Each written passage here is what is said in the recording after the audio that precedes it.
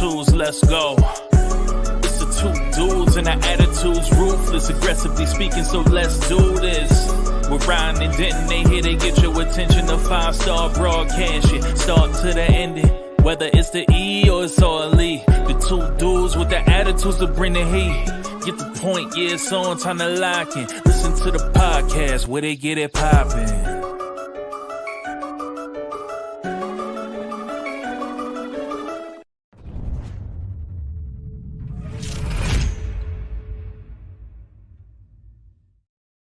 It's Two Dudes with Attitudes, a wrestling podcast with Ryan Enjoys Wrestling and the Heartbreak Dude Denton.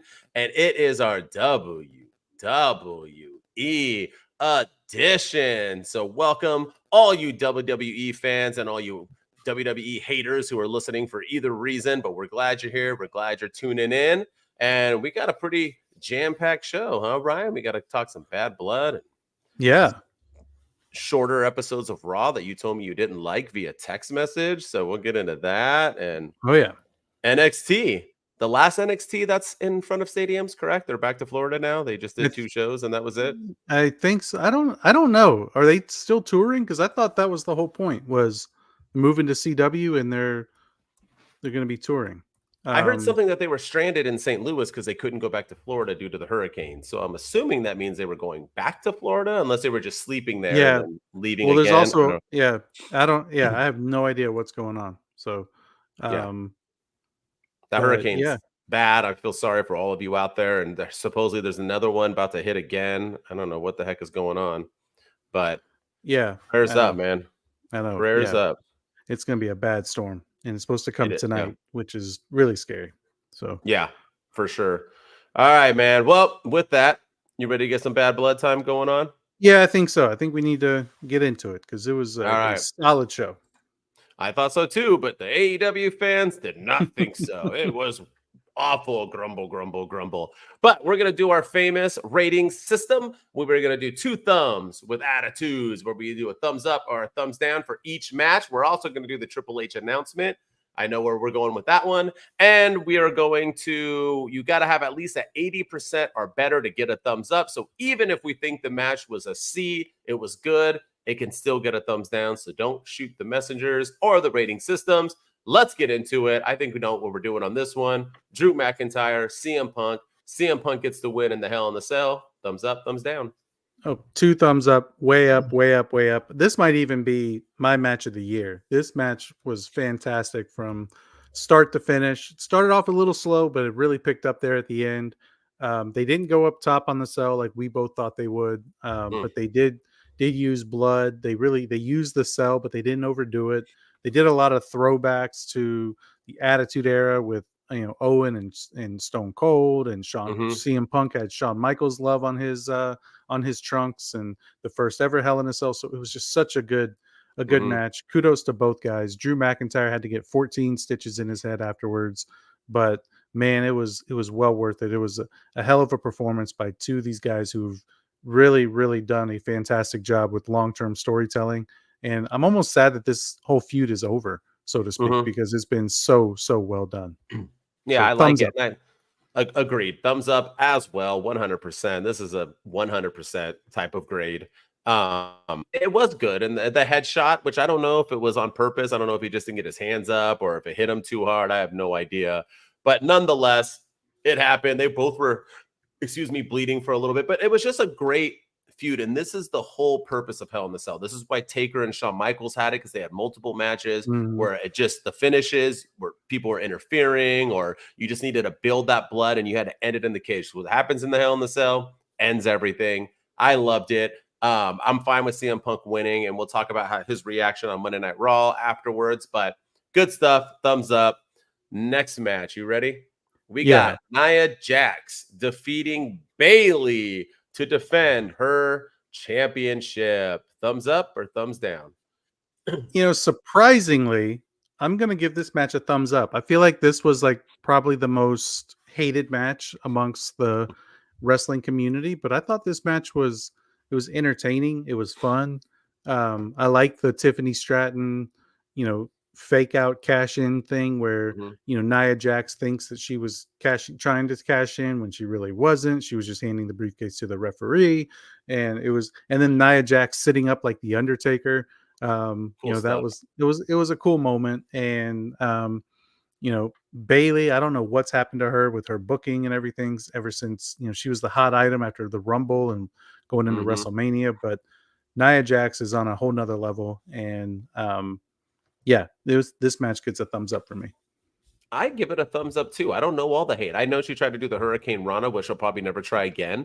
But who cares? So what? Especially because the hate's coming from AEW fans, where AEW wrestlers mess up moves on a regular. So I don't understand why all the hate. They try to do fun stuff, and the match was fun. It was a fun, entertaining match from beginning to end. I think Nia Jax looks better and better. She's trying to evolve herself.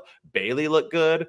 I like the Tiffany Stratton cash in. I like her holding the briefcase at the wrong moment as soon as Nia Jax, and it looked like she was cashing it when really she was trying to get it after she hit Bayley with it.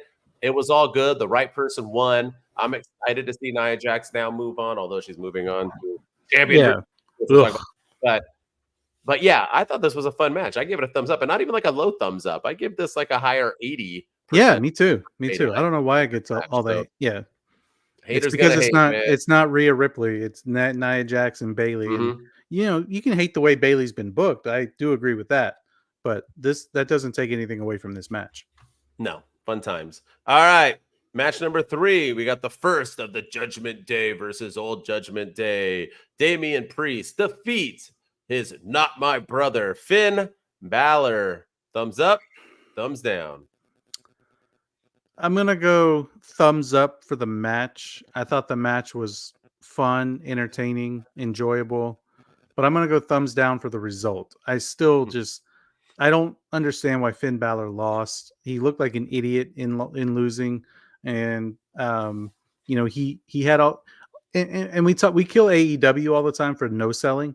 You talk about no selling. Like Damian Priest got hit with like 3 or 4 coup de grace, and like on the 4th one, he like stood up, grabbed him, choke slammed him, and then pinned him 1, 2, 3. And it was that was the end of the match. It was just a very nonchalant ending to what I feel like was kind of a lackluster feud, even though it felt like it was missing something. And the Judgment Day looked like fools because they interfered and they didn't even do it right. So all in all, I'll give it a fringe thumbs down. All right. So you're saying thumbs down, not thumbs up. Yeah, thumbs up for the wrestling was good, but the result was bad. And just overall, I give it a thumbs down. This is like my closest. I barely give this a thumbs up. It's like at 80% on the dot. I don't know why people said it was boring. I didn't think it lagged that much. I mean, we did the watch along. Yeah, and watched it live. Thank you for everyone who joined the watch along. We appreciate it like always. But I didn't think it was boring. I think you said something's missing in the feud. What's missing in the feud is Finn Balor winning. That's what's missing in the feud. And I'm not going to dog the ending too much because I am hoping that we're getting one more match and Finn will win. That's my hope, that it isn't over yet. But we shall see. We shall see. All right, let's get into it. I don't know if you made a thing for it. You don't have to. But Triple H announcement / Gunther and Goldberg. Thumbs up or thumbs down on all of this nonsense? And Patrick Anthony, yes, you did join the watching. I think he meant the watch along, but yes, he was on there and he was a great guest. So you can join. Yeah, he was. Brother. Yeah, kudos, Patrick. Yeah. Thumbs way down for this. I mean, this doesn't even get a percentage of a grade. This was just this whole thing was awful.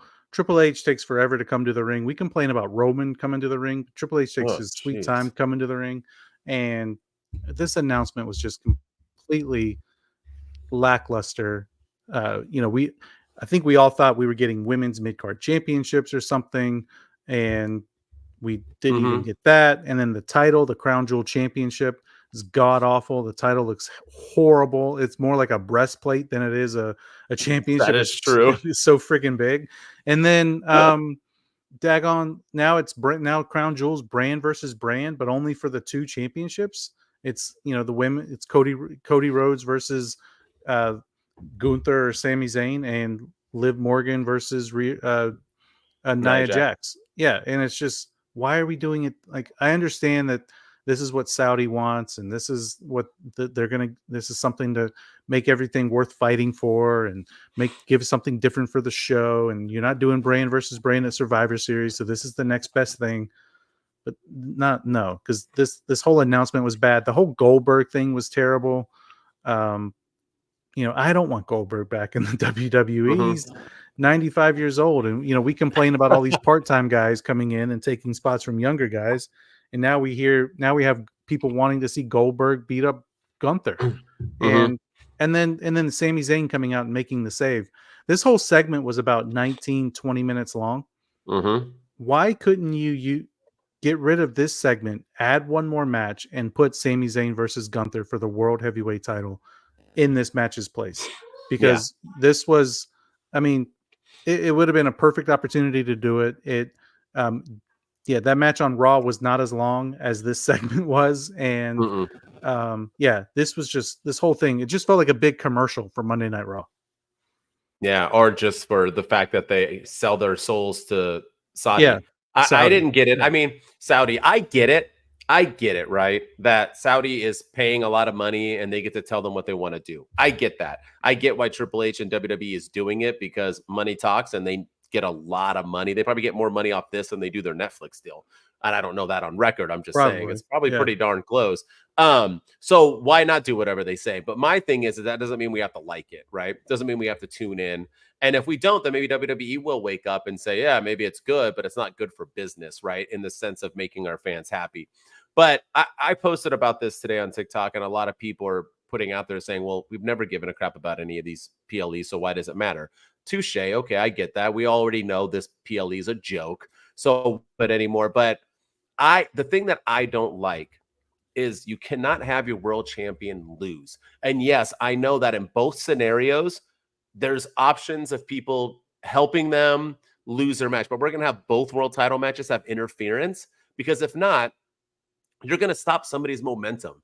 Cody Rhodes, I get it, but this is the first time he's really wrestling anyone not part of the same storyline. You're going to have him take an L. Or Gunther, the hottest champion in the world right now, you're going to have him take an L. Liv Morgan, who's out here beating Rhea Ripley and needs some kind of definition on the fact that she can win without cheating, you're going to have her take an L. Or Nia Jax, who's an up-and-comer who people still don't believe in as a champion, who's doing her best damn work, and I think doing a great job. You're going to have her take an L? It's stupid. And I know wrestling's not about win and losses, but it is.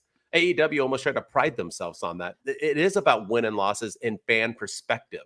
Maybe not in standings. I know we don't have an AFC East and an NFC West, but it does in the fact that people will, they'll go after. You can stop momentum big time. People won't be as interested in Nia Jax if she loses clean to Liv Morgan. It just isn't a good idea in that sense. And then Goldberg and Gunther, I don't know anybody in the world who wanted that. And I'm a Goldberg supporter. I like Goldberg. I've never hated Goldberg. I liked him in his run. I like him now, but he's old and he doesn't have it. His last two matches just haven't been it. Yeah, so I like Goldberg why bring him back in? I'm hoping this was just a fun little, because they were in Atlanta, where he's from.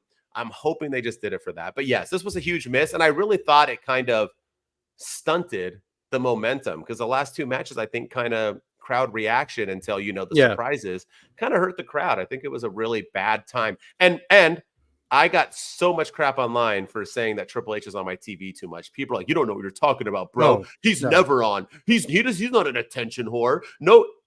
Here's Triple H again. Yeah. He could have announced that at the press conference. He didn't need to announce that. Yeah. And that's my other thing is it's always been a pet peeve of mine, minus the Royal Rumble and King of the Ring now, when to talk about another pay-per-view while you're at a pay-per-view, like John Cena a few years ago when Money in the Bank was in London, he was all like, hey guys, sorry, we're I know you guys really want a WrestleMania here in London, but you have to settle for Money in the Bank. Sorry, LOL. He was talking about trying to get WrestleMania in London. And this whole thing was about Crown Jewel when we're in the middle of Bad Blood. It's just, and you're right.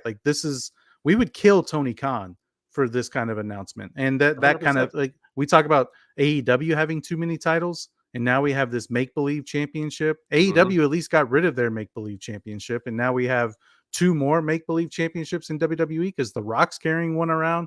And now we have Triple H with this crown jewel title, and there's going to be two of them, a men's and a women's. So this was just a dud of an announcement all the way around.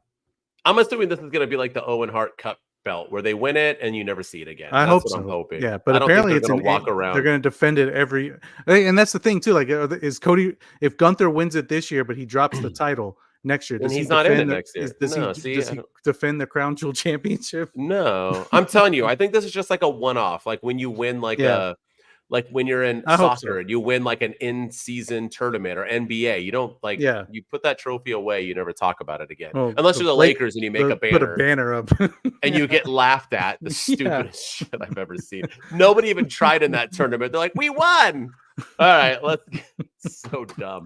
Man. And no offense, because rest in peace. And I'm not even the biggest Kobe fan. I respect and loved him and was sad when he passed, but that dude was rolling around in his grave. That is not the mom mentality. What that he would have ripped that banner down himself if the Lakers hung that up and he was still alive. I'm telling you that right now. That was a disgrace. Even Magic made fun of it. Like, what are you like? The heck out of here with that. So bad. All right. Yeah. All right. And match number 5 or number 4, we had Rhea Ripley defeat Liv Morgan. It was solidified by disqualification. Thumbs up, thumbs down. You know what? I'm gonna make some people mad here, but I'm gonna go thumbs down. I'm gonna go. This was like, and by thumbs down, I mean I think it's about a 78, maybe 79%. But it is a thumbs down for me. And a lot of it has nothing to do. Some of it has to do with the confusion there at the end of who messed up, and did Raquel screw up, or did the referee ring the bell inadvertently? What happened there? But it was more of the performance. Like, Rhea Ripley looked like an absolute idiot. She hit the riptide on Liv Morgan and had an opportunity to go pin her, and she decides to leave, look at the ref cam and say, I have unfinished business and I'm going to go do what I need to do. And the ref's like, okay. And then she goes and takes a kendo stick and hits Dominic Mysterio like a piñata instead of pinning and winning the title.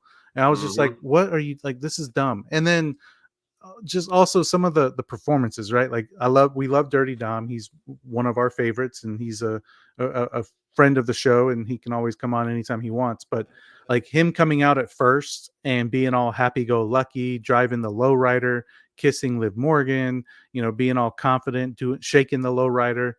Like, I feel like he should have been from the very beginning a little apprehensive about this whole thing, because he had to go in that shark cage, and it was like, hey, we're gonna fight, we're gonna go into the ring, do, and then all of a sudden he starts acting scared.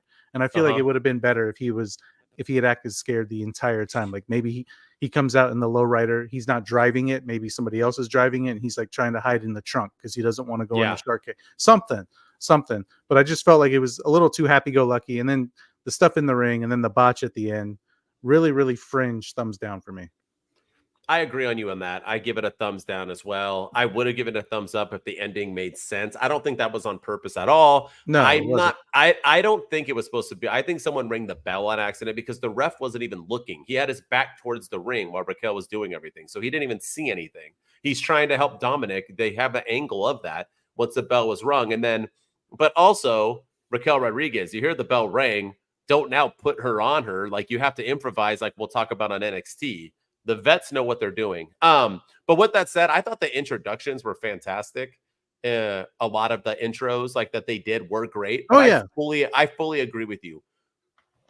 I give AEW, right, crap all the time where I say you have a great idea but poor execution. This was WWE's great idea but poor execution. You had Rhea Ripley on the last time they were on TV stating that, being his girlfriend, she knows for a fact he's scared of heights. He's scared to be behind bars, scared of kendo sticks, or whatever else. All his biggest fears. And this dude rolled in a dope ass hype video of like zoop, zoop, with this white girlie hanging out the side with her belt and boobies hanging out. He's like, look at me, mommy. Hey, like the coolest intro ever. Like, no. Yeah, it was great. Don't get me wrong. It was great. Yeah. But sell that shit. Yeah. That's like taking a knee injury in a match you're supposed to fake, and then all of a sudden you're doing, springboards and this and that and all this stuff. Like, you can't just all of a sudden not have an injury. So yeah, I agree. He should have been scared. Liv should have been like hyped and then looking at him and being like, no, come on, it's gonna be okay. Helped him into the cage. It should have maybe don't do that kind of entrance for this kind of match. Maybe save that's that what I'm for saying. Crown Yes. Jewel. Yeah. Something. Yeah, for the next one that they have together. This was just bad timing. All right, let's get into the main event. What we were all hoping for and praying for. Everybody always wanted Cody Rhodes and Roman Reigns to team up together.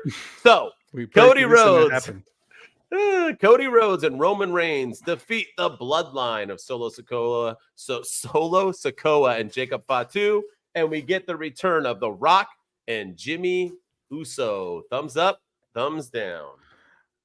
Oh man, I gotta go thumbs up. I mean, I don't feel like you can go any other direction but thumbs up. And, the match itself was okay, whatever.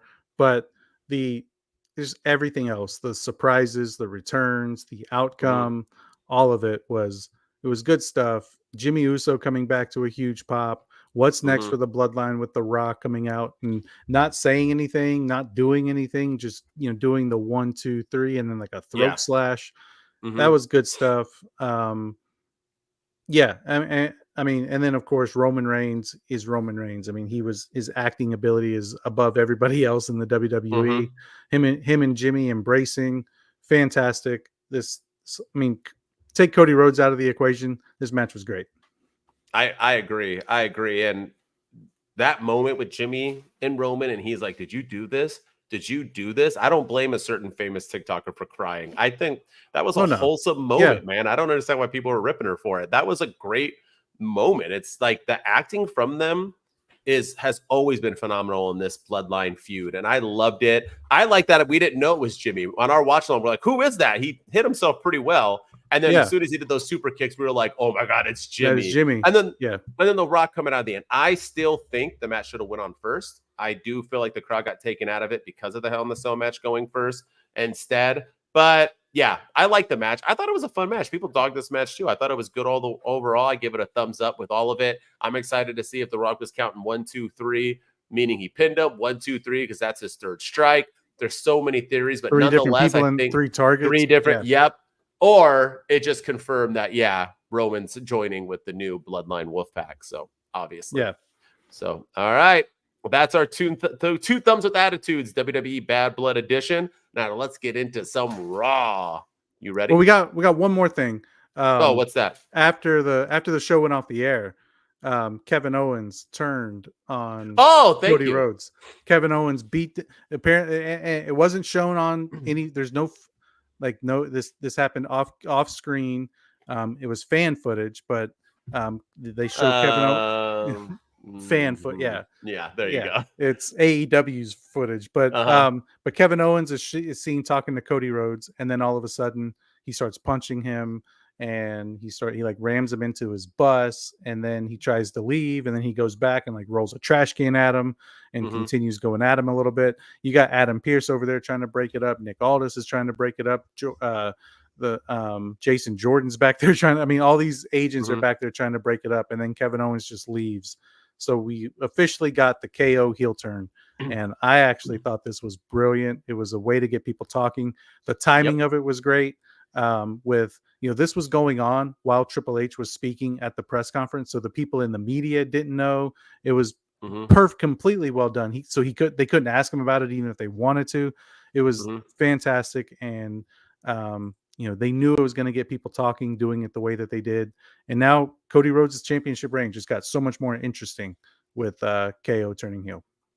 Well, I don't know. We can talk about Raw real quick. Supposedly, interesting it got. But you sent this to me in a text while I was watching UFC, and so did 3 other people. I was getting blown up about KO and Cody Rhodes, and I hated it. I was like, get this out of my... what are we doing here? This is so stupid. You're once again wasting precious time you could put on the screen and this and that. And then I sat on it on Sunday watching football. Then I looked at it some more and I said, you know what? I'm wrong. This is actually brilliant. This is great. And the thing with Triple H is that he always evolves. He understands where we're going with the future of everything. And that's what needed. And it looked real. That punch that KO threw looked like a real flipping punch, man. And they looked like they were legit brawling. And that's the difference. If you would have done that in the ring after everything happened with The Rock or whatever else, and you had KO attack him backstage, it wouldn't have looked real. It would look like a wrestling. That looked real. The angle, how far back it was, it looked like a real fight. I like that they refused to talk about it on Raw. Even the announcer said, like, oh, I'm not allowed to bring it up. Even the announcer, one of them, Seth I forgot Rollins who it was, said yeah. Seth Rollins, and one of them said, like, oh, we should have called the cops. Like, showing the realness between, like, this wasn't wrestling, this is something else. I dug it all. Cheers to Triple H for sure. Yeah, good job on that. Yeah. And we'll see what happens on SmackDown. All right, now it's time for Monday Night Raw, because you know we like it raw. Here we go. CM Punk opens up the 2-hour Raw to say he's old and he's going to take some time off, right? Basically, that's what I got. I think that was it. All right. Seth Rollins walks out and they have a nice little stare down. Seth is back, baby, and he's dressed normal again, and he's ready to destroy Bronson Reed. Jey Uso now cuts him off just for his match. Jey Uso defends his title in a pretty much squash match. I mean, it seemed like a squash match to me against Xavier Woods. After the match, Braun Breaker, because Triple H watches Two Dudes with Attitudes of Wrestling podcast. I've said this a billion times. Spears Jey Uso, Xavier Woods, and Kofi, and holds up the IC title as they were all laid out, basically saying he's staying a heel. Rhea Ripley is still coming for Liv Morgan. Miz and Karrion Kross are talking backstage when R-Truth says he forgives Miz for his accident by kicking him in the face. Miz says it wasn't, and they will face next week. Sheamus defeats Pete Dunne with his hands tied behind his back, literally. Cody Rhodes is on Raw to bring the ratings down, and he wishes Sami Zayn some good luck. Raquel Rodriguez drives a car with Liv and Dom, and they refuse to say if she's in the Judgment Day, but they are stronger than ever. Ava and Adam Pearce backstage, and in walks Ethan Page to basically hint that he wants a match with CM Punk. Carter, Chance, Natalya, Zelina Vega, Lyra Valkyria, and every other woman that wasn't on Raw that night defeats Unholy Union and the PFC. PFC, probably the greatest faction ever created. Bianca Belair and Jade Cargill will face Damage Control next week for the tag team titles. And in the main event, Gunther puts Sami Zayn to sleep to defend his world championship. And after the match, Gunther and Cody Rhodes, here once again to bring the ratings down, have a stare down to close the show. And that's the Monday Night Raw review. What do you want to talk about? Yeah, there's a lot to take in from this shortened episode of Monday Night Raw. I don't know. This episode just felt off to me. Like I texted you and said it was kind of meh, and nothing spectacular happened, but nothing great happened. But I'm happy to see that Braun Breaker is a heel again. I think that was probably the biggest takeaway of the whole show.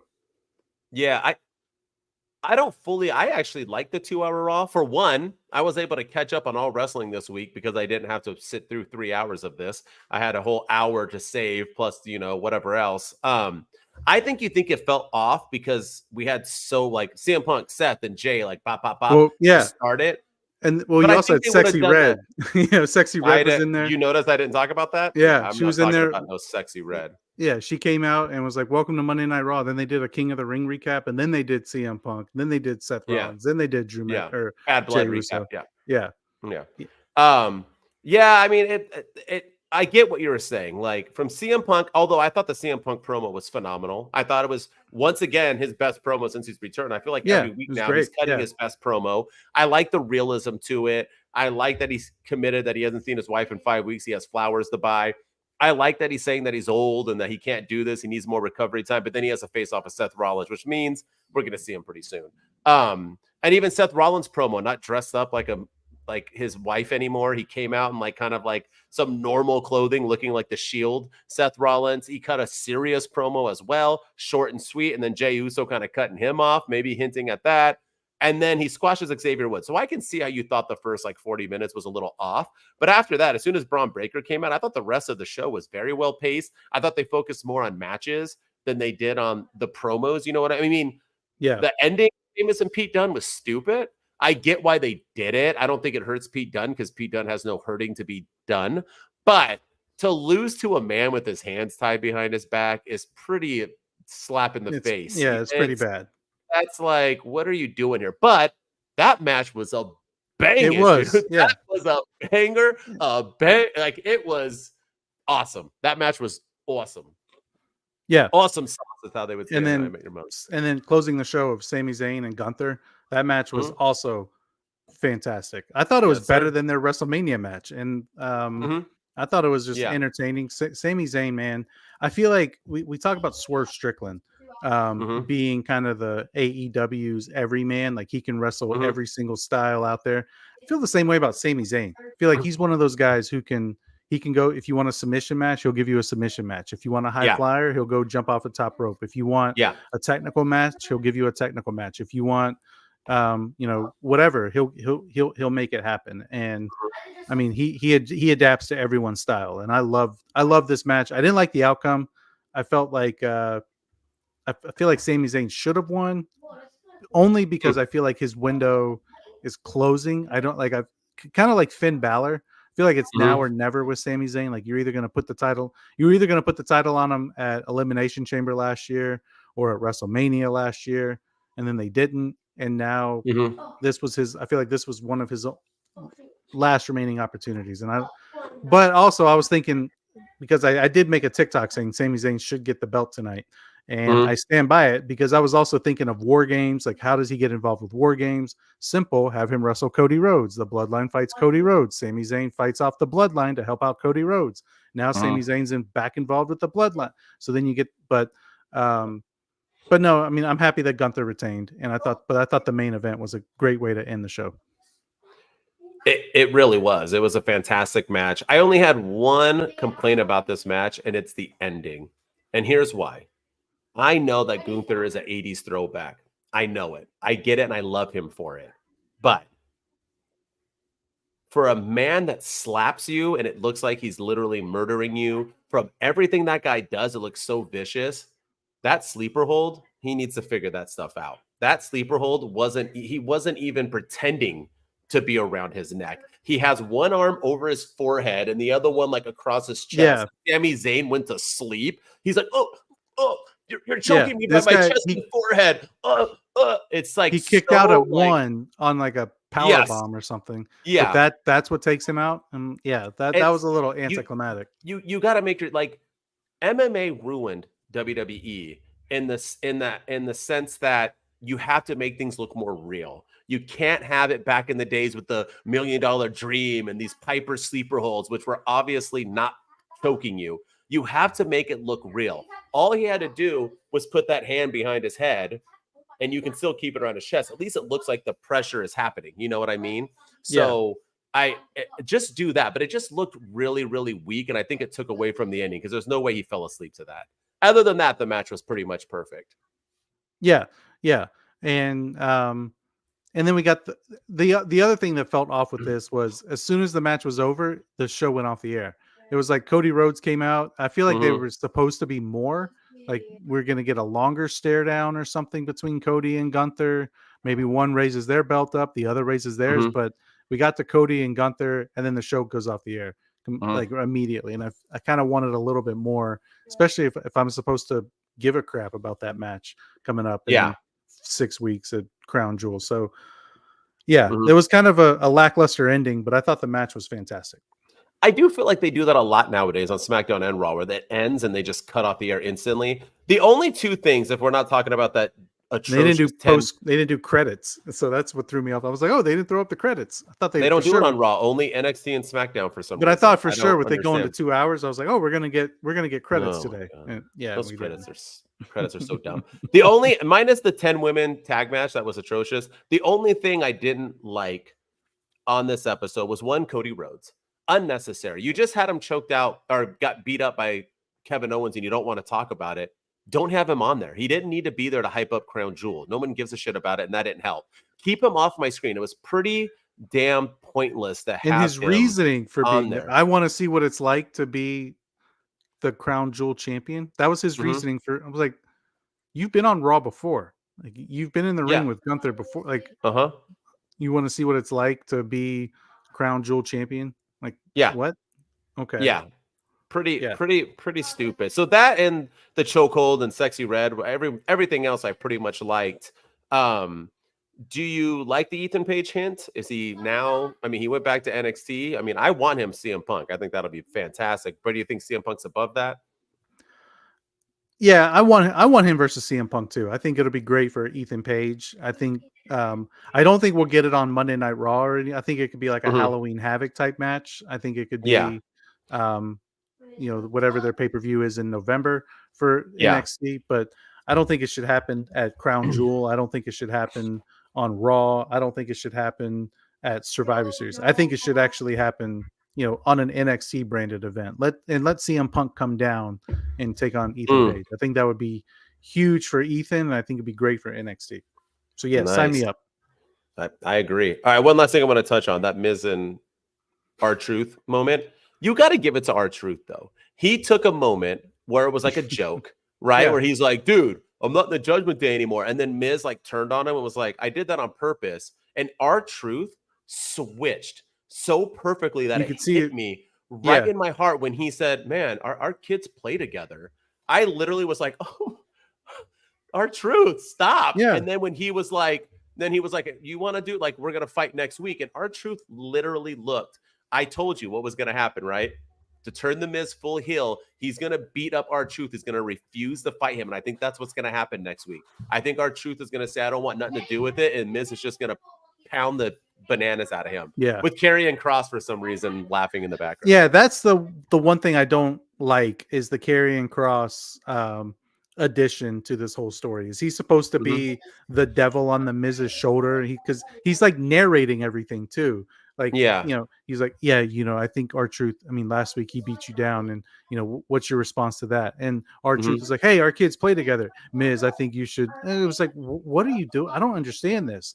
So, And then the other thing too, they did the Wyatt Six thing in the middle of that whole thing. So are the Wyatt Six coming after the Miz now? Is the Wyatt Six coming after Karrion Kross?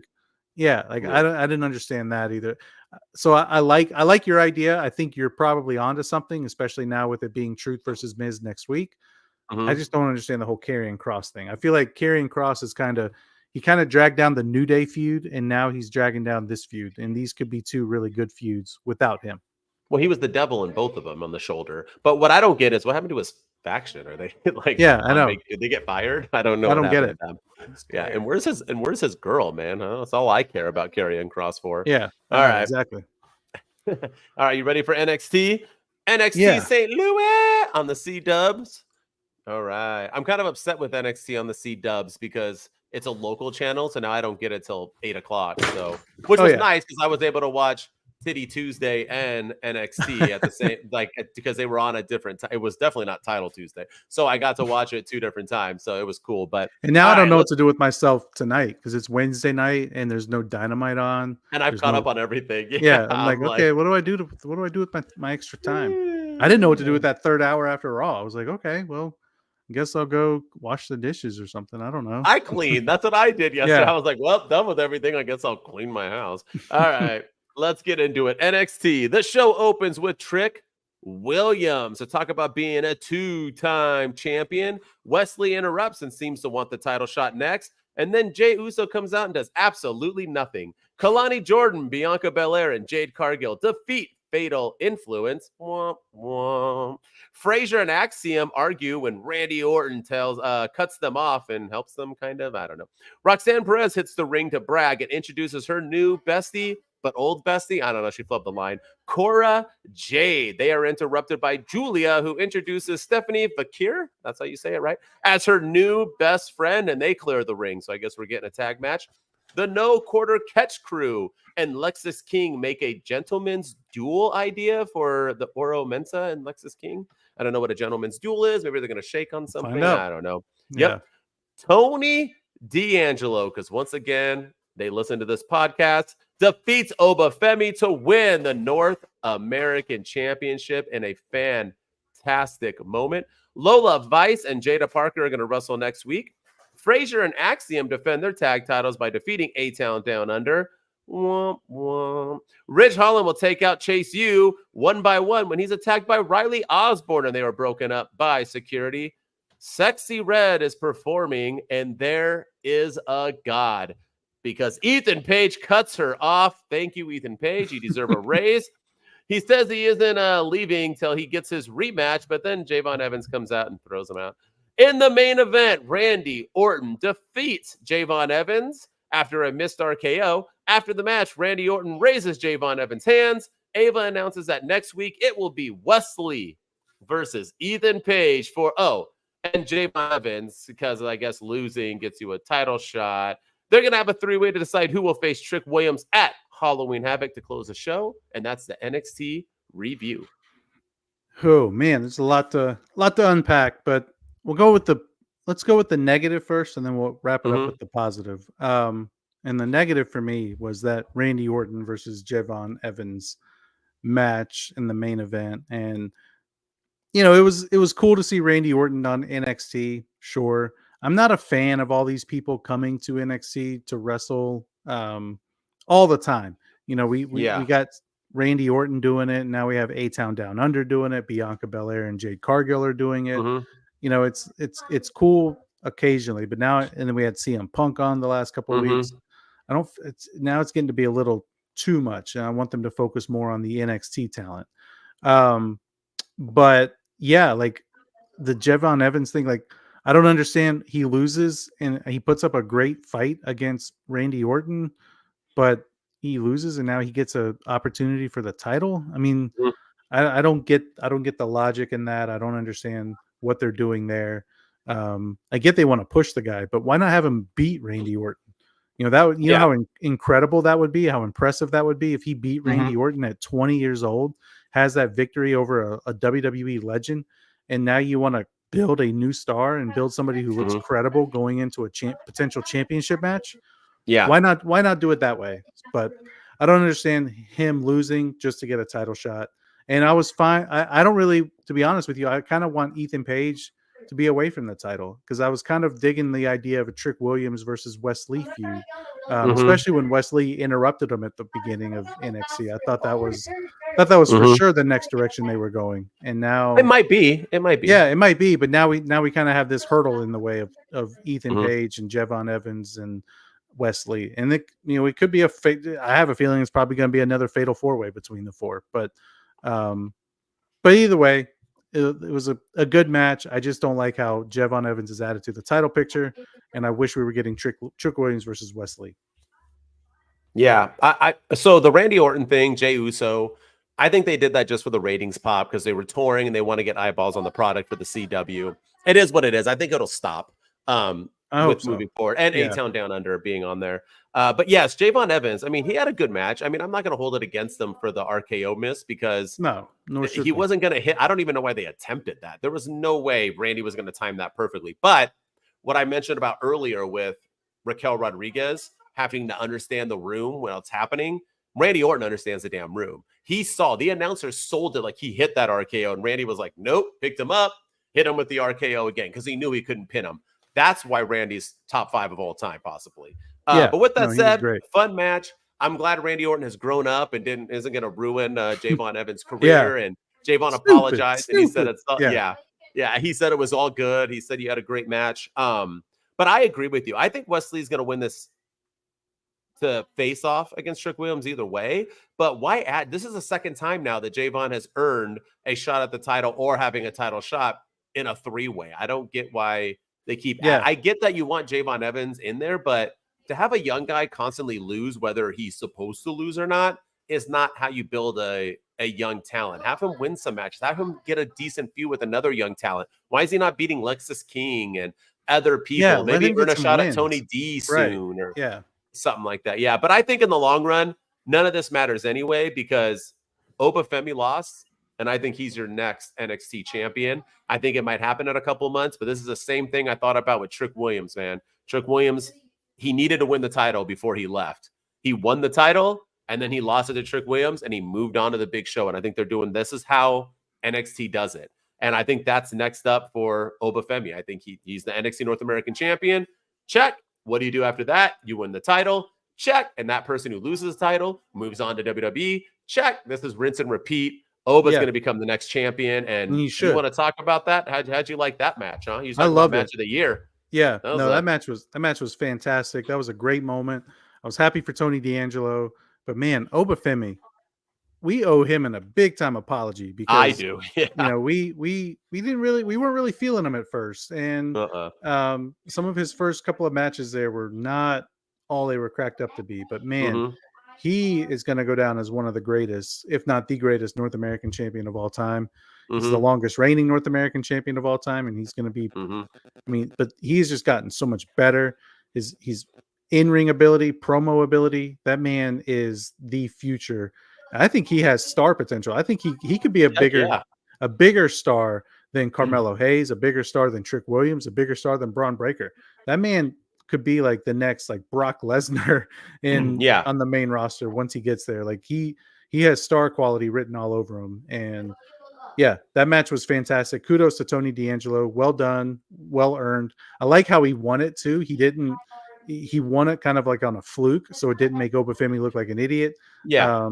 And it surprised Tony D'Angelo and it surprised the rest of the family. It was a good moment, and happy for Tony D. He's the right person to do it. And now what's next for Oba? Yeah, I've already told you what's next for Oba, homie. But Tony D, he needed this. He's been carrying this brand for quite a while, not fully on his shoulders, but he has the mid-card division. He's been kind of owning it in NXT for years now. I'm glad he finally got a singles title. I made a TikTok about it, posting it soon. I was very pumped for this. Very excited. In this match, these guys have chemistry. I see these guys wrestling again in the future, maybe when Oba wins the title, because their chemistry is mwah. And Oba, I think Trick Williams is a better talent than Obafemi, but I agree with you that he'll be a bigger star only based off his body size alone. WWE likes the big dudes. Oh, yeah. He's a big guy, but he's not overly big to where he's sloppy. He knows what the heck he's doing. And I've already apologized for the Obafemi thing after he had a good match with Wesley, so I'm moving on from that. But Obafemi is. It wasn't just you; it was a lot of fans were. Yeah, Well, that's what happens when you throw him in too early. You're not ready. You're too green, and you win that North American title. Yeah, But he's a fantastic champ, and I do see him going after Trick Williams. I see. I think it should be. I don't think it should be this year. I think it should be at like Stand and Deliver next year. They kind of build to it. And Stand and Deliver Trick Williams versus Obafemi for the NXT Championship, and then Trick loses, and that's how he goes off to the main roster, because that's usually when they do the draft. It was right after Mania, right after sometime like early in the summer. So Trick Williams could lose, Obafemi wins the belt. Do it that way. They need to make sure the draft is used more than ever if they're going to have all 2-hour shows. You can't have Raw have 70% of the roster on a 2-hour show now. You got to split that thing and keep them there. All right. Anything else you want to talk about before we move on to our segment? I mean, A-Town Down Under's embarrassing performance, or are we just over that? No point to talk about. Yeah, there's no point in talking about them. I don't understand this tag team between Julia and Stephanie Vacur. Is it Vacker or Vacur? I don't know. Yeah. I don't. Yeah, it's VAC or VAQUER. So I'm assuming it's Vacur. But just a couple weeks ago, she debuted on the roster and was like, "Hey, I got next. I'm going after I'm going after all of you." And she was talking to Roxanne and Julia, and now here she is, like, "Hey, old friend," and now they're going to team together against Roxanne and Cora Jade. It was just like, are we just forgetting that segment 2 weeks ago ever happened? What happened to Funaki? Where's he lately? Because Julia's doing her own thing. But yeah, other than that, I mean, whatever. It was a good show. Yeah, I agree with you. I would be okay with the pairing if they didn't have that segment.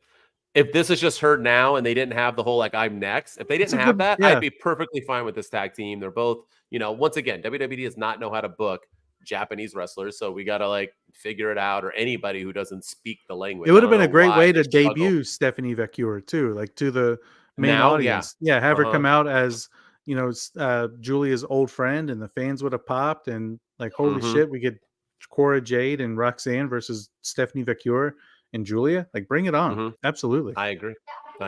All right. That's our WWE week in review. Thought it was a good week. Bad Blood, that, and so on. Now we're going to have a pretty jam-packed SmackDown this week. I'm assuming another good Raw. So we got to figure out about Kevin Owens, and I think that show's going to be cooking. Are we going to hear from The Rock, Roman Reigns? We got so much damn potential. Another good NXT episode coming up. And so, I look forward to it. Are you ready? We have music for this? Yes, we do. Let me get everything set up. But SmackDown should cook this week. It really should, and I hope it does. I hope we better hear from the damn Rock, but highs and lows. Let's go. Yeah. This is highs and lows, it's time for the list. Who's killing it and who should probably go and sit? You're the best getting listed up, high as hell. It's for the lows, they can come up here and take a L. Yes, they got their fingers on the button, yeah. Never sweat the mid, just the best and who run it. I'ma let them chill, let them run through the list of names. This is highs and lows, go ahead and do your thing. All right, let's get into it. It is highs and lows time, where we give each other a couple highs and lows of this week of WWE. As always, Ryan, you're starting off. What's your first high of the week? You know, I think this one's pretty obvious, but I'm gonna go CM Punk, Drew McIntyre. That in not just the Hell in a Cell match at Bad Blood, but that entire feud was incredible. From CM, and it all happened by accident too, because CM Punk was not supposed to get hurt at the Rumble. He was supposed to wrestle Seth Rollins at WrestleMania. So this feud was not even supposed to happen. It wasn't even on the radar.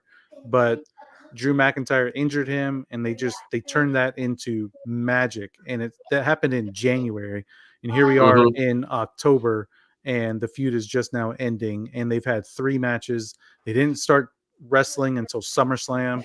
It was just all good stuff, but that feud was fantastic. The promos between the two, the one-upsmanship, the screwing up Drew McIntyre out of titles and Money in the Bank briefcases, and just everything was so well done. It brought back long-term storytelling. It the Hell in a Cell match was just the chef's kiss on top of an amazing feud. So CM Punk, Drew McIntyre, if they never wrestle each other again, thank you for giving us this incredible 9 months of incredible action. And hopefully Drew McIntyre gets better. Hopefully CM Punk comes back, and hopefully they go on to bigger and better things. Yeah, good choice. That's a super high, because it was possibly, like you said, match of the year. I'm going to go with Tony D winning his first singles gold. I think it's deserved, and I think he did it in great fashion. I like the buildup that he lost, that he was scared, that he doubted himself. Even the announcer was asking Booker T if he ever doubted himself in a match as a pro wrestler, that he was overcome it, whether it be a fluke or he outsmarted him. He didn't beat him due to pure power because he didn't have it, but he does. And he put in the work, man, and it was a great celebration, and the crowd loved it. I thought it was a perfect way to finally get Tony D some singles gold, because I do not count the Heritage Cup as a title. So yeah, good on Tony D, and the future's bright, man. Like I said, NXT North American title, check. After that, NXT World title, check. We're just building up our future of NXT. So good on them. Kudos to Tony D. That's a good pick. That was gonna be my next pick, but now I'm gonna have to change mine on the fly. So well, it's game time. What do you got? So what are we doing? Another high or another low? Yeah. No, we'll do our last high. What do you got? All right, I'm gonna go. I'll go Kevin Owens' heel turn. Good pick. It was well done, and I like that it occurred when it did. Like I said earlier, it was going on right as Triple H was speaking during the WWE press conference. So even the people in the press conference area, the media, they had no idea what was going on, so they couldn't ask Triple H about it. It was just like the timing of it was perfect. And I've said this before, but I'll say it here too, that I think this alone makes Cody Rhodes' championship reign much more interesting than ever before. And it has nothing to do with Cody Rhodes, because we don't know why Kevin Owens turned on him. We don't know if it's because he teamed with Roman. We don't know what was said during that whole skirmish back. Like, it could have been something completely different. We don't know if Kevin Owens, are we going to hear from him? Or if they made this look so real, like, are they going to storyline suspend him? All these kinds of things. Like, when will he strike again? Will he cost Cody Rhodes at Crown Jewel? Will the Bloodline, will he side with the Bloodline and help them over Cody? Like, there's all kinds of scenarios that this whole thing can go. And Kevin Owens as a heel, sign me up. I also liked how on Monday Night Raw, Seth Rollins cut the promo and basically was like, I'm not supposed to say this, but Cody Rhodes got his ass kicked by Kevin Owens. And then Sami Zayn was backstage with Cody Rhodes and was like, hey, if you ever want to talk about what happened, because he's got the friendship with Kevin Owens as well. So, and if he's going to War Games with the Bloodline, like, how does he feel? Like, is Kevin Owens going to come after him too? So there's all kinds of stuff, but I love the way it was done. It was great. I think it's more just Kevin Owens being sick of Cody Rhodes, and like all of us. So we'll see what happens. Is Randy Orton going to turn too? Because him and KO are a team. Can't have everybody turn. Yeah. Nah. Randy, I think really enjoys being a babyface because he never really got to be that type of a True. babyface. Yeah. All right. Well, obviously 2 great highs. I'm gonna pick the Judgment Day, and here's why. We had no Finn Balor, which I liked, or Carlito and JD McDonough. They were kind of not there at the moment. I like that we didn't get Finn because I didn't want to hear an excuse from him. Take a nice little night off. We didn't see Damian Priest either, but I like it because once again, Rhea Ripley purely focused on them, had a great promo against them. But I also like the fact that that segment that happened before, I thought that was fire. And I think this is how they have to book the Judgment Day. This is what makes them look so good. Raquel Rodriguez driving them like she's like her like chaperone, like she's her muscle. Love it. They get out of the car. Liv and Dom don't seem to give 2 craps about anything that's going on. And Liv Morgan's lines were like great. You know what I mean? I'm the only wrestler in the world who loses and still wins. Like, I just loved all of it. They took a mess up into a positive, not saying if Raquel's in it or not, saying that they're stronger than ever. We just need to learn how to rebound off of it. But I like what Judgment Day was doing. And I told you, when you take away a whole hour, what's going to happen, right? Everybody's not going to get 700 segments in a row. You know what I mean? We're not going to have 8 Judgment Day segments. We're going to have 1. And so if you have one, make it strong. I think that's what they did. So good on them. Good on the Judgment Day. Yeah, no, that was a good pick. And, you know, it was kind of refreshing on Raw to not have Finn Balor and Carlito and JD McDonough. It's kind of nice just to see the Liv, Dom, and Raquel Rodriguez interaction. And also not having Damian Priest. You know, I love Damian Priest, but I think it was the right call having him to have the night off as well. I agree. All right, let's get into these lows. All right. My first low is, let's see, which one do I'm going to go the Wyatt 6. And good. I just kind of, I don't care about them anymore. And, you know, it's been forever since they've been on TV. And, you know, we talk all the time about momentum, you know, having somebody lose in like a title versus title, having a champion lose is going to kill momentum. Having somebody not on TV for 5 weeks is also killing momentum. Yep. Having somebody lose, like the last time we saw them was on a street fight, which was a fantastic street fight, but it was like 3 or 4, 5 weeks ago. It was forever ago. And we haven't seen them since. And now they're like dropping all these random QR codes. And I'm tired of those things. I'm tired of the little on-screen little messages of there you are and those kinds of things. And, you know, are they targeting the Judgment Day? Or because they did it last week when the Judgment Day was speaking. This week they did it when Karrion Kross was talking to the Miz. Or are they coming after them? I don't care anymore. Just get them on TV and let's have them do something. Because ever since we've seen Alpha Academy, the team, or the American Made, the team that lost to the Wyatt 6 on TV, a hell of a lot more than we've seen the Wyatt 6. And I'm kind of like, you talk about killing momentum, not having them on TV is killing their momentum. So I'm really, really low on the Wyatt 6. Like when they come back, I will not care. Unless they do something spectacular. Yeah, it kind of reminds you of someone else who was booked poorly, who they would get jumped off the start, and then just Triple H does not want to book the Wyatts. He just doesn't. He's not into it. They need to give it up already. Let's move on. And I'm sorry. I thought he was doing a great job. I've been feeling it the entire time. Now they've been off TV for over a month, I think. It's been. I think before Bash in Berlin was the last time we saw him. Take me off of it. I got to do, since you didn't say it first, a Triple H announcement. I know we already talked about it, and it's a good pick, so I don't waste more of our time. But Triple H announcement, joke. I didn't understand it. I don't know why they did it. It's just super. I mean, I know why they did it, but it's just. I haven't seen one person say they were into this. Nobody that I have heard of, WWE hardcores, AEW, that are like, yes, champion versus champion with a fake ugly belt. Woo! Like nobody. Yeah. Shit's a dud. Low for sure. Low. Yeah. That was actually going to be my other low, was the Crown Jewel Championship itself. The title is hideous. The announcement was bad.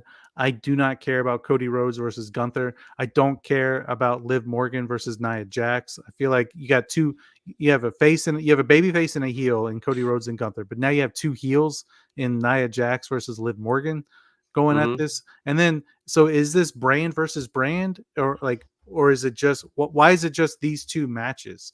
that get the Crown Jewel Championship. Why not?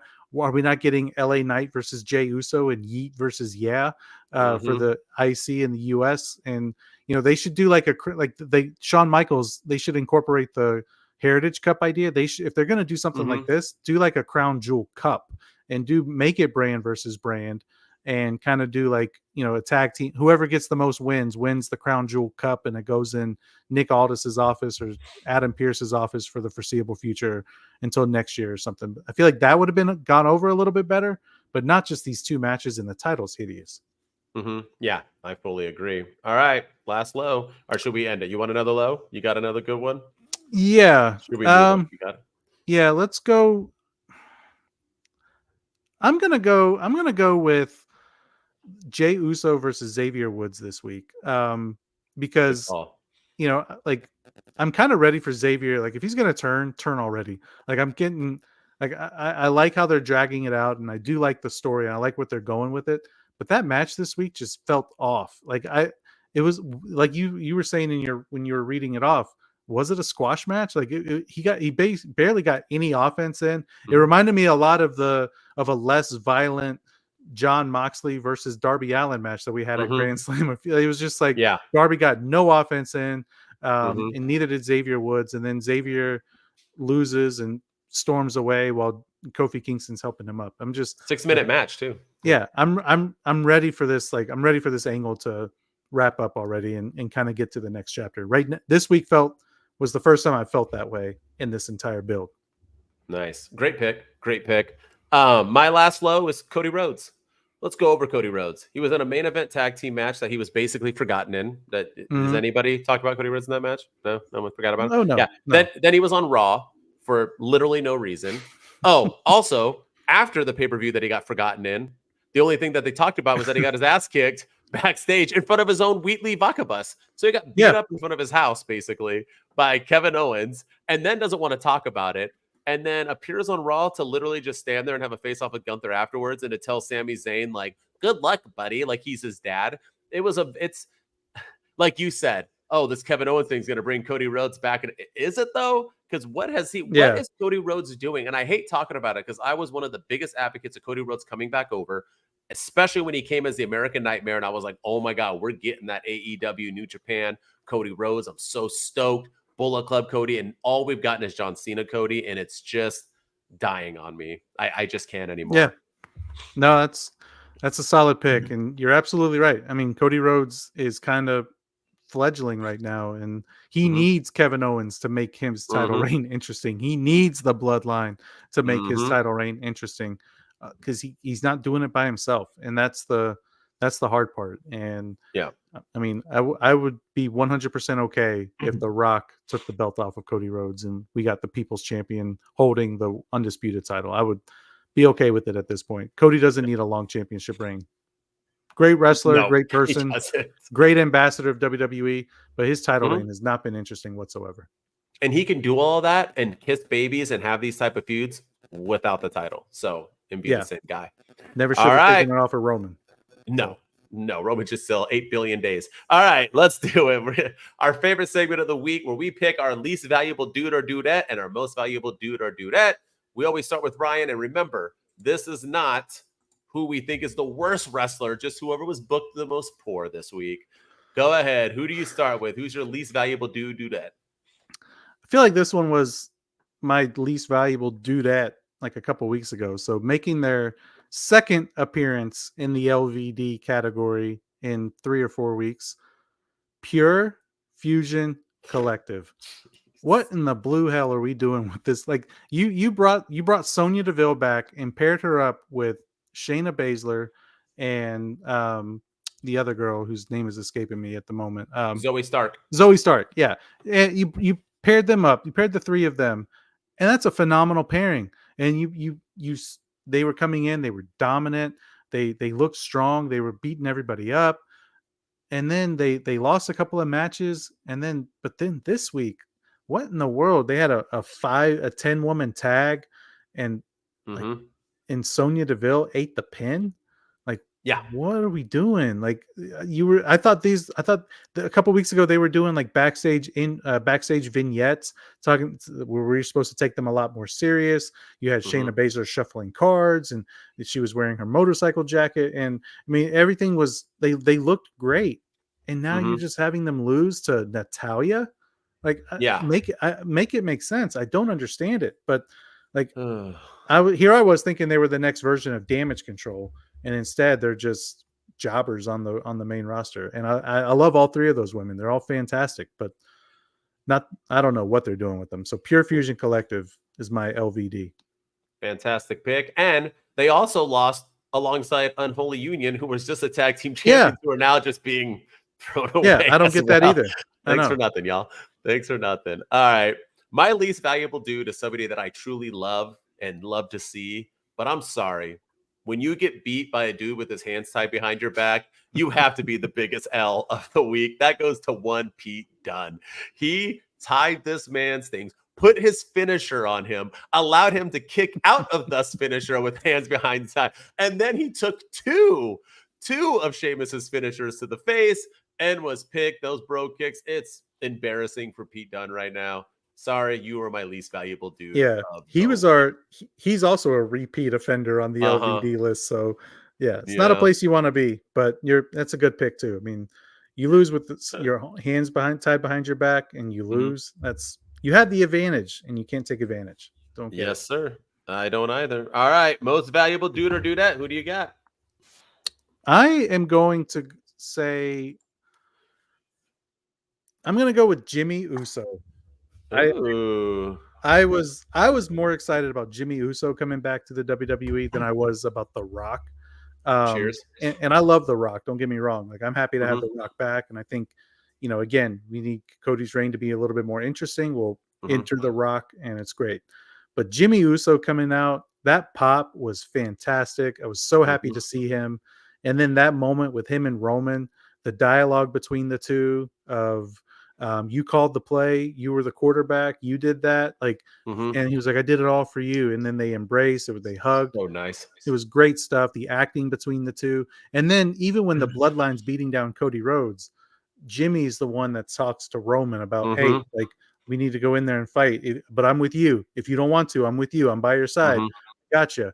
And Roman's like, no, you know what? Let's do it. And then they go together and they fight off the Bloodline. It was just a good moment. I'm happy as hell to have Jimmy Uso back. We have Jey Uso doing his thing on the red brand, and now Jimmy's back doing his thing on the blue brand. The Usos are fantastic, and seeing them, I would love to see Jimmy kind of have a great solo run, just like Jey. I think he's just as good, if not better than Jey.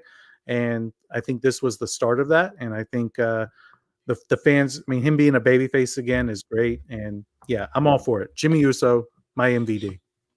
Fantastic pick. Fantastic. I hope we get Paul Heyman back on Friday. All right. My most valuable, I've already talked about it. Tony D. I mean, he beat the unbeatable monster, something he shouldn't have done. Won his first singles title, and the reaction was like a Jey Uso type crowd reaction. I loved it in front of a full arena, not in front of the NXT arena. Magical stuff. Props to Tony D. Let's have that good run, buddy. I love me some Tony D'Angelo. Yeah. So, and shout out to Obafemi as well. Yes. I mean, great match from him. Great championship reign. And, Tony D is going to carry it on and do great things with it. So great job. Props. All right. That's it. Two Dudes Wolfpack. That is our WWE edition. We will be doing our AEW edition. Look out for that one. It'll be coming out after this one does. Talking all things AEW and the build up to Wrestle Tuesday.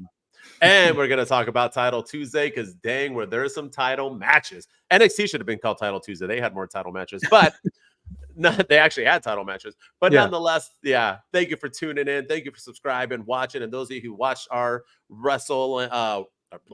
our watch along of Bad Blood, thank you for tuning in. It's always a good time. We'll continue to try to do those for PLEs and pay-per-views in the future. As always, if you just want to check me out, I'm posting about 6 TikToks a day at HBD Denton. You can also catch me on Instagram, all social media devices at that name. And with me, as always, is Ryan Enjoys Wrestling. Go hit me up on all the social platforms as well. Go follow us here on the YouTube. I didn't tell you this at the beginning of the show, but today is our 175th episode of Two Dudes with Attitude. Oh, rock on. Yeah, we have done 175 episodes of this thing. And, we started in December of 2022. And here we are 175 episodes later. And we're 1,261 followers. We want to get to 1,300. So, keep hitting us up on YouTube. Go follow us on Twitch. We're back live now, so follow us there. And then if you're listening to us on Apple and Spotify, go leave us a 5-star rating and review. And thank you for all the love and support. But yeah, it's been 175 episodes, and we'll be at our 200th here probably by just December, January, right around our 2-year anniversary. So yeah, I'm all for it, man. Yeah, special guest maybe. Let's do it. All Let's right. hope. Yeah, be awesome. Two Dudes Wolfpack. We out. Two dudes with attitudes. There it is. There we go. It's the two dudes and our attitudes, ruthless, aggressively speaking. So let's do this. We're Ryan and Denton. They here to get your attention. The 5-star broadcast shit, start to the ending. Whether it's the E or it's all E, the two dudes with the attitudes will bring the heat. Get the point, yeah, it's on, time to lock in. Listen to the podcast where they get it poppin'.